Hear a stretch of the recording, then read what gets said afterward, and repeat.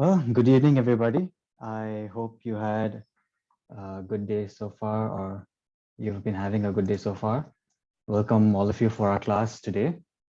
And today's going to be a very short and very simple, basic introduction to photography, a little bit about the history of photography, and just some basics. So I hope you're all able to hear, understand. If you have any doubts, feel free to ask me. And I hope to get to know each one of you. All your cameras are turned off and I can't see any of you, but hopefully by the end of this honor, we'll all be comfortable enough to turn our cameras on and have a good discussion later on. So let's begin. I'll introduce myself first. My name is Gerald Johnson. You can call me Gerald. I've done photography for a while now, and I started almost 9 years ago, 9 to 10 years ago, and then slowly that grew into a passion for cinematography and videography as well. So I do both while focusing mainly on photos.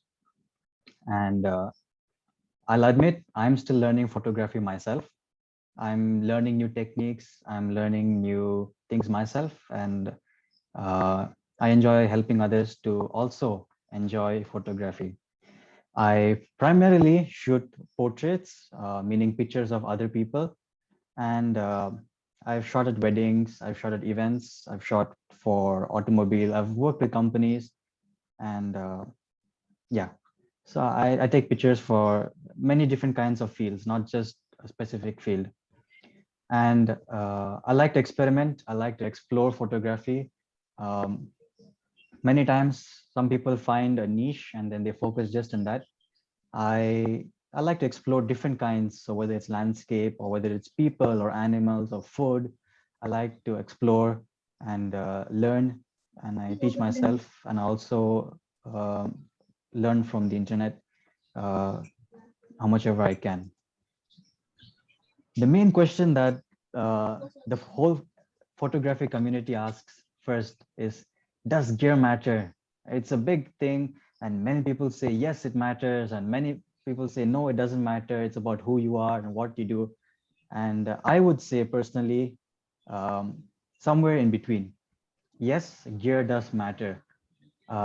Just like how you would say to travel from one place to another, a car does matter. You can get there without a car as well. You can take a bus, or you can walk, or you can take a train there. But having your own personal mode of transport, a car or a bike, it goes a long way. So gear does matter.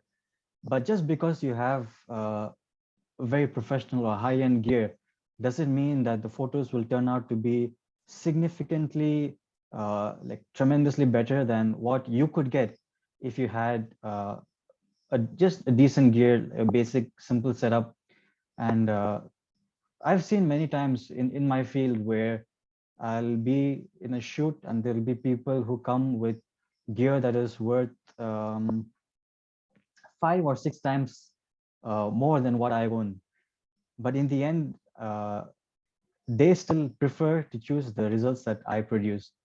And it's not, I'm not, I'm not bragging or anything, but like it's it's about how you use your gear.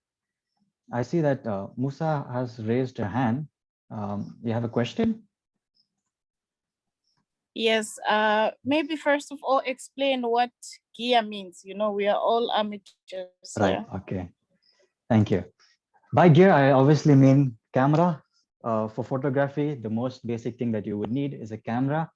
And nowadays, all of us have phones, and our phones have cameras in them.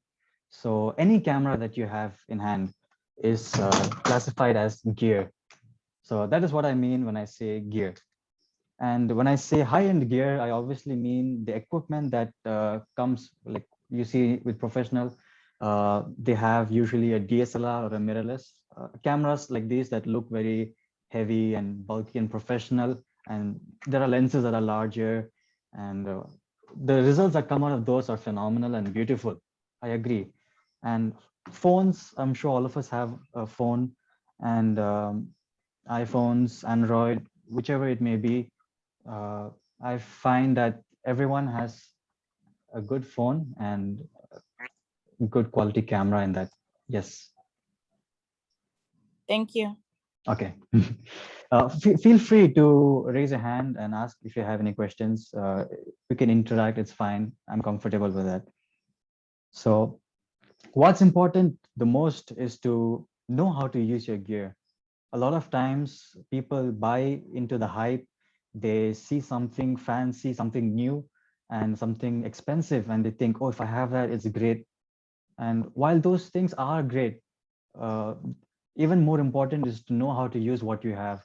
And by that, you can get the best results. Um, the most experienced professionals that I come across, they always say one thing in common, and that is the best camera to use is a camera you have on you. I cannot explain the number of times, I cannot even put in number how many times I wished I had a camera with me to capture the moment or capture what I saw. But at that point, I did not have a camera, or I forgot to take my phone with me, or I just missed the opportunity to take the picture at all. And in those circumstances, the best camera to use is a camera that you have on you. And you can create very good pictures, even if you do not have a professional camera, or even if you do not have a very expensive setup. You can see the picture that I'm showing now to your side, this one and the previous one. All of these were pictures taken by me. And this one in particular was taken on my phone. And as you can see, it's very nice. In fact, um, it even came to the point where someone wanted to publish this in a magazine, and because they felt that it connected to the story that they were trying to tell. So most of the time, when you see a photograph, um, you try to convey an emotion, a feeling, or a story, something across to the viewer. Here is another example of a picture that I took, also on my phone. And if I did not have my phone that day, I would have missed the opportunity to take this photo. Here's another picture that I have taken. And this one was on an old camera. So it may look a little dark and grainy, but it fit the story that I was trying to tell. Again, if you do not know how to use your gear, you may end up coming with results that may not match what you have in mind. Many times I see people try to take pictures of things that, of course, we have a general idea. Okay, he's trying to take a picture of that. Okay, this is what he must be trying to get. So I saw something online and I thought I'd try to recreate that. So I took a bowl. I had some safe burnable stuff. So I put it and I lit it on fire. I took my camera, this camera, my camera, and I tried to take a picture of it. And it was my first time, and I did not know how to use my camera all that well back then. It's an old photograph, but I tried again and again and again, and I adjusted the settings each time. I experimented. I took time, but within 15 minutes, I was able to get photos that were really nice, and they were really satisfying, and they were reaching to what I had expected it to be. So here's one photograph, and here's another photograph that you might like. This are all pictures taken from the same camera, same basic lens, no fancy equipment. It's in my own room, just behind where I am right now. I turned the lights off and I just took this picture. The best way to learn is through practice and repetition. That's what I did. I would go on walks. I would catch my friends and then have them be my model. And I would take pictures of them repeatedly over and over again. I'd find a different location and take pictures of them again, different places, different times of the day, different lighting setups, sometimes sunrise, sometimes sunset, sometimes at night. And I would try to learn and teach myself to see what would work well. You could go to a class and they will tell you, in general, this is how it should be. But I find that if you get to know how to use a camera better, then you will get the results much better and cleaner and better looking. So that was just a small introduction. Now we will go into a little bit of history about photography. So the first camera was actually invented in 1685, but that was really big and bulky, and it was it was a camera, but the pictures that it produced were really grainy. You're not able to make out pretty much. All you could see was just black and white. You couldn't even see or recognize the people in it. But that was nonetheless a camera. It was still the first camera. And it was actually not very widespread, not very popular because of these problems. It was very big. Eventually, though, Joseph, in the year 1814, he developed a smaller camera and he called it the camera obscura. And this camera was portable, it was small, and it was light, and he was able to carry it around. So it got a lot of people's attention, and people began to research and look into how they can improve. How did he get a picture with his camera? So basically, he had a box, and at some point in our class, I'm sure in your high school, you may have heard of a pinhole camera, or you may have had an experiment with pinhole. So, in case you did not know, a pinhole is when you're in a dark room or there's a dark box in front of you and just a small hole in the front. And when you look at it from the other side, you can see what is on the outside, in the inside of the box. It shows a small picture like a projection. So this is what he did. He took a photographic sheet and he kept that. So he would let it sit for 8 hours. And along that 8 hours, that sheet will be exposed to the light and the shadows. And then wherever the light hit it, it'll change color. And wherever the shadow hit it, it would not. And then that's how he got a picture. And he called this as heliography. And even then, the quality of the photos were really bad, nowhere near what we get nowadays. The development, however, started from that point forward and went like a snowball, and it grew into a really big industry that we see today. So in photography, there were mainly three different types. When it first began, it was plate photography, which we saw in 1840s. Then we transitioned on to film roll, and in the 1880s, which was very popular even up to early 2000s. So some of our older friends who are joining us today, they may even remember taking pictures with their family with film cameras. And following that, there were digital cameras, which we find nowadays on a camera, like the camera that I showed you, phones, and everything nowadays is digital.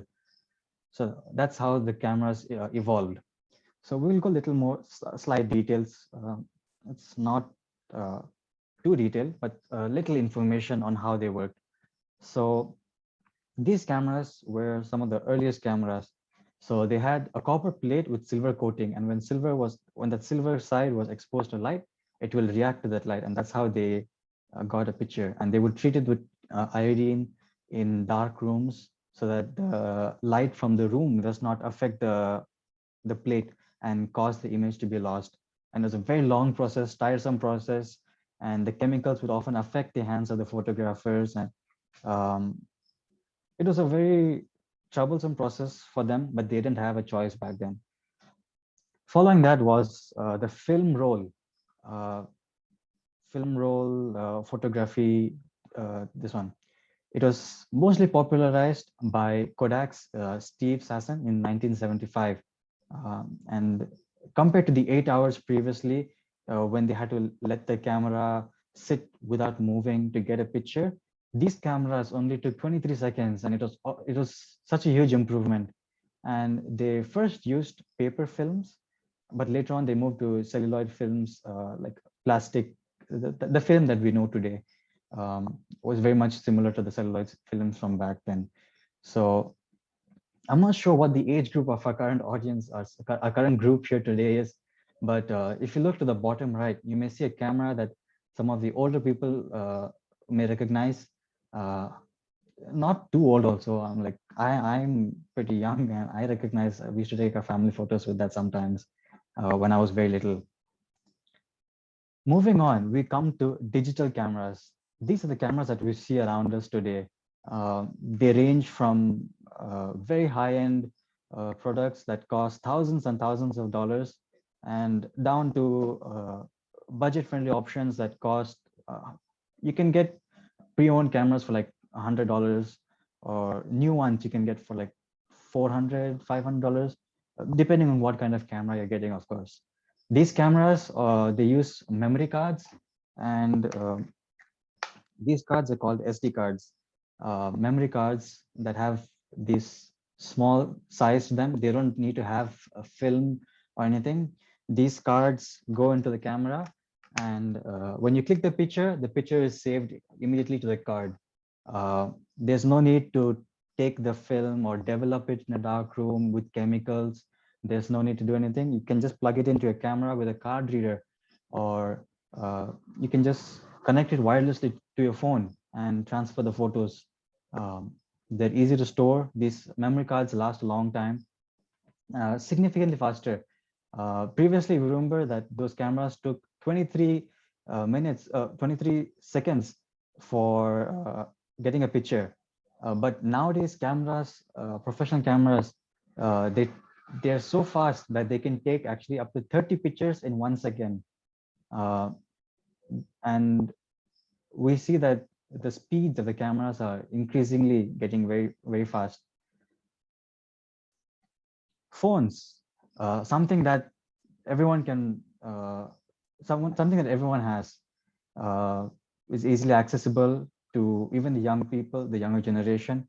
Everyone's busy taking pictures, and with a back camera, front camera, and they're getting better and better.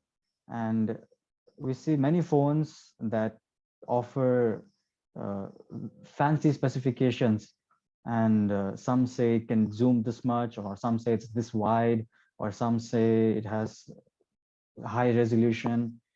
uh, Whatever it may be, if you have access to a phone, you can use it to take pictures, and you can still get great results. Here is an example of a photograph that was taken with a phone. This was taken by Instagram user Ayush Luther. He is a friend of mine, and he uses a Samsung phone. And I love how he tries to show creativity in his photographs. So, with his permission, I'm sharing these photos with you, and I'm sure you can all see what he was trying to convey. Same thing here, also taken with the phone, but it looks very good, looks cinematic, or it looks pleasing to the eye, and it brings a feeling of slight nostalgia, or it could be different for everyone. Uh, Whoever sees it, they may interpret it differently. And this photo, I picked it in particular because I'm sure a lot of us have pets, and we like to take pictures of them. This photo was so well received. In fact, same person, just his private Instagram account. It was so inspiring, you could say, that he was reached out to by Samsung, and they connected him with a music producer. And in the end, that producer, he was able to come up with a piece of music, a song inspired by this photograph. So as you can see, you don't need to have fancy camera and big lens or anything great in order to inspire others, or share your story with others, or um, make your voice known through photography to others. Phones, of course, they function slightly differently. They may not be as janky and huge as these cameras are. They may not have all the necessary buttons and dials and screens that are different, flip out, all these complicated looking things in the back. They're simpler to use, and I'm sure we've all taken a picture on a phone before. But the reason that I bring this up is because if you do not have access to a camera and you only have access to a phone, even then, I encourage you to stay around and join us. as we go through this honor, because a lot of principles that you learn for this apply to the phone as well. And tonight, later on, if you have some time in your free time, if you can open your phone app, then when you usually scroll to your right, you will find a pro mode or a professional mode or something to that equivalent, where you can adjust a few settings. And by doing so, you can get really good professional looking pictures.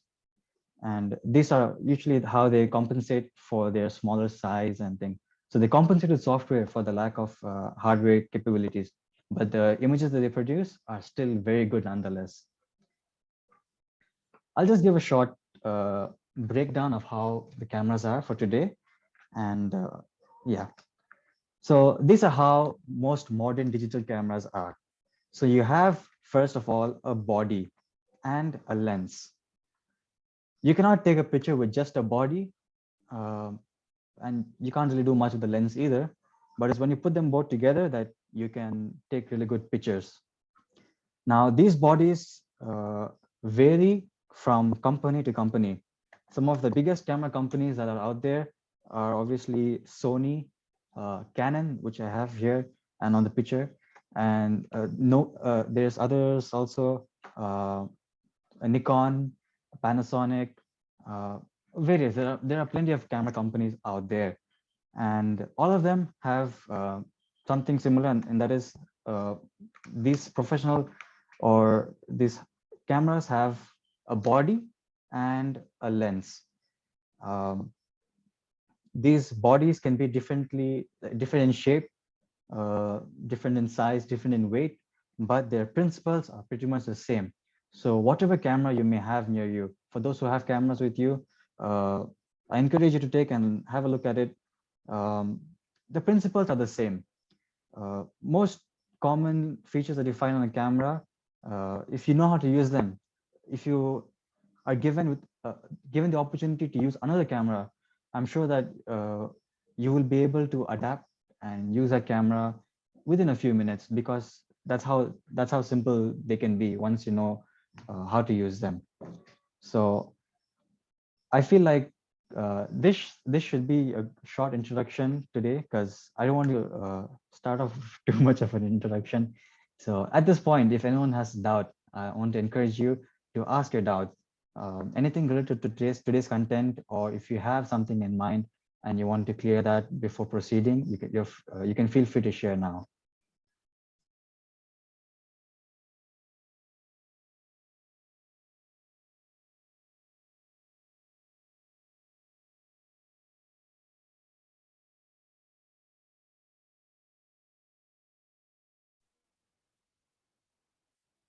Hello, good evening, Gerald. Good evening. I wanted to know, you take photographs, no? But you have something in mind before you take, right? Yes. You have some idea why you Hmm. are taking, what is the posture, what it means, or what you want to convey. That is something you have. But like me, I don't have this. So what it is, you can explain, like what do you feel before you take a picture? Like, what ideas do you have in mind? Can you share what are those themes that you are taking the picture? If you can give little background on that. Thank you. Okay. Very good question. It's very important to know why you're taking the picture. So if I'm being very honest with you, half the time that I take the pictures, I have a purpose in mind. And the other half is when I am only shooting just because I want to learn something myself. How would it look like if I adjusted this setting to, or how can I express something in a certain way?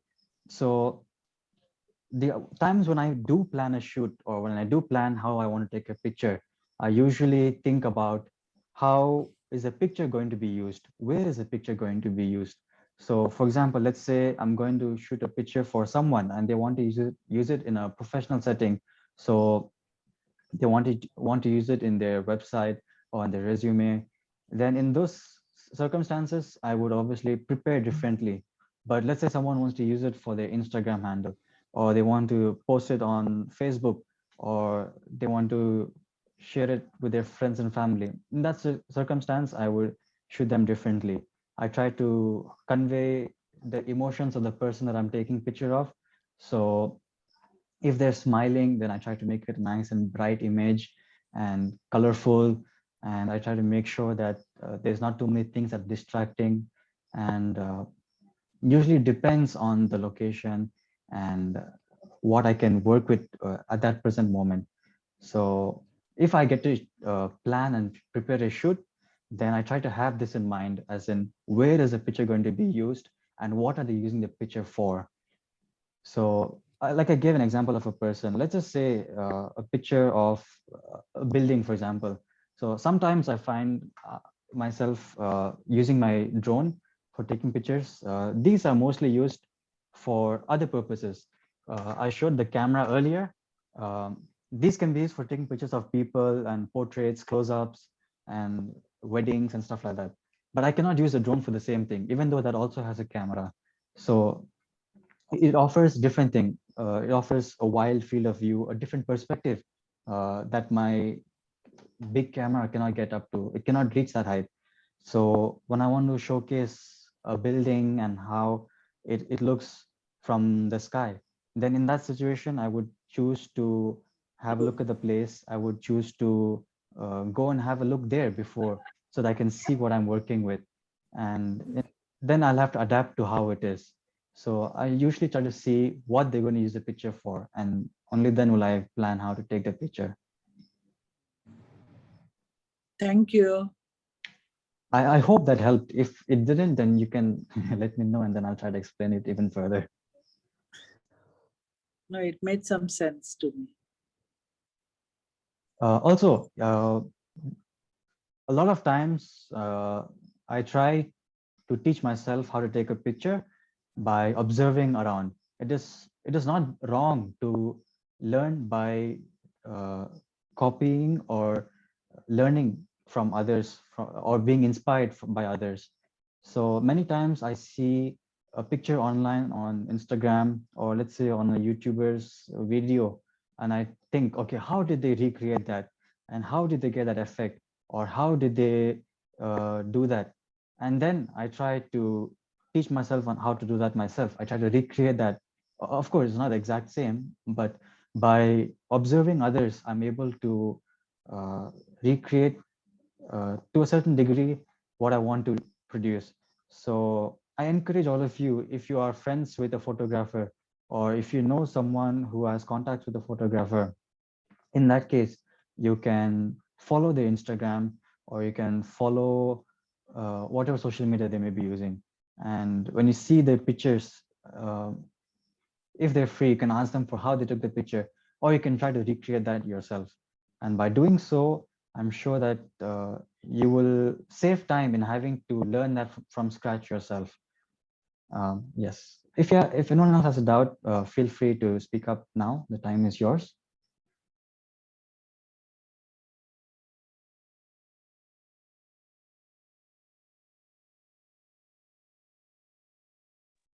Can you share with us what inspired you to start photography? Like what inspired you? What inspired me? I didn't really have a purpose in starting out photography. I started photography because, well, I came home one day and there was a camera at home. And I was curious, what's the camera about? What does it do? And when I accidentally pressed a button and the lens came off, I thought I broke the camera. And I freaked out, and I went online and I searched on how to put it back together. And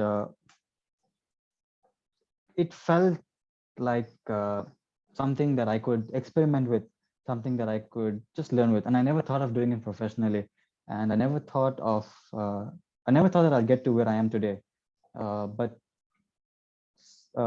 it was just curiosity of trying to find out what each button in the camera did. And if I press this button, then the picture turns out to be different. And if I press that button, it turns out to be different. And by doing all of that, I was very interested in photography. I didn't even have a phone when I started off.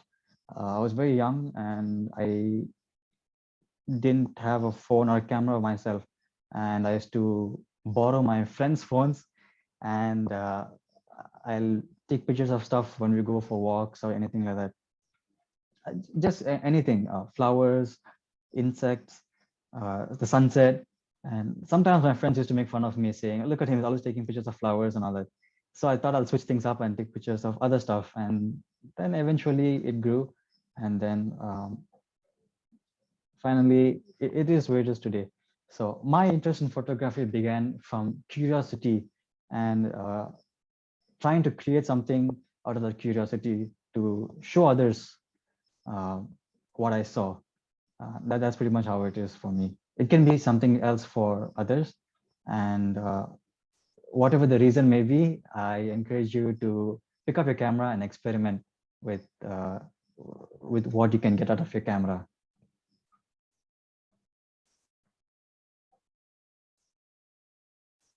Thank you, Gerald. Does anyone else have a question? It's about 8 p.m. Where I am at right now. We'll go till about 9:15 for today. I just thought we'll have a short introduction before we get into all the nitty-gritty about what each button does and what each dial does, what the settings are called, and how you can change each settings for getting different results, where you need to use what settings. We'll be covering all of that in the future classes about the parts, the hardware, how you can use your phone, and how you can edit on your computer or how you can edit on your phone. Uh, it doesn't have to be fancy stuff. Somewhere to get you started with on taking pictures and making a story or conveying something to those who look at your pictures. If you have any questions, you can feel free to ask now.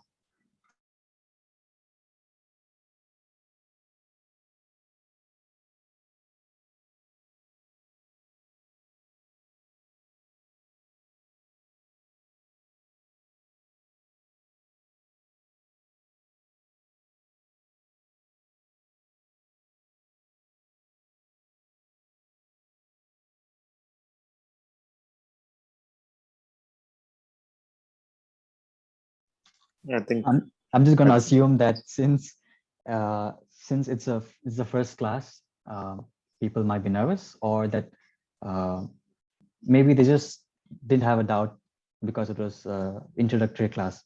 So hopefully by the next class or the coming classes, you will all be curious and will want to know more, and you'll have your questions ready. It can be related to anything about photography that you've experienced in the past, or any doubt that you have. You can ask in the WhatsApp group that we have, our photography WhatsApp group. Let's say you have a picture that you have in mind that you want to recreate, then you can feel free to ask there saying, there's this picture and I really like it. What do you think I should do to get something similar? Then you can post it there. We can discuss. And if you have any questions, you can message there. And yeah, hopefully we can all discuss with our cameras on in the future so that I don't feel like I'm the only one with my video on over here. Feel free, feel comfortable. I'm not very old. I'm not going to be strict with all of you. I just hope that you will learn and that you will enjoy this honor along with the rest of our photography community.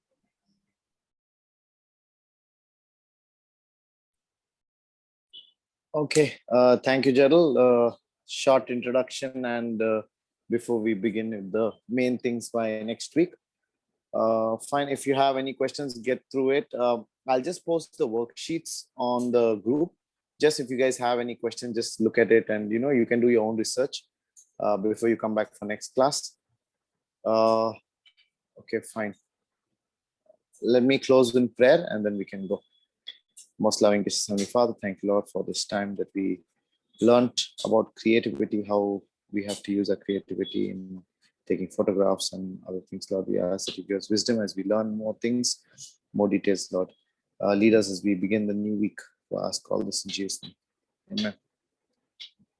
Thank you, Before we guys. all go, Yeah. with the raise of hands, like you can just raise your hand virtually through the reactions button. how many of you have access to a camera with you?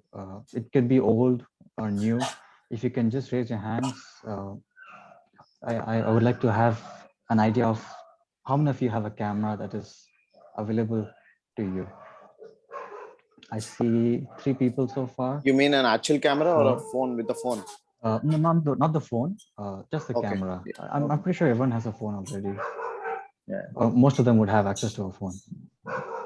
Okay, there's 5. Very good.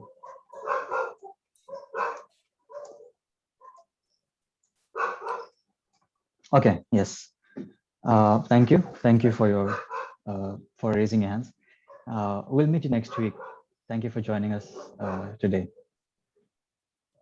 See you guys. Bye-bye.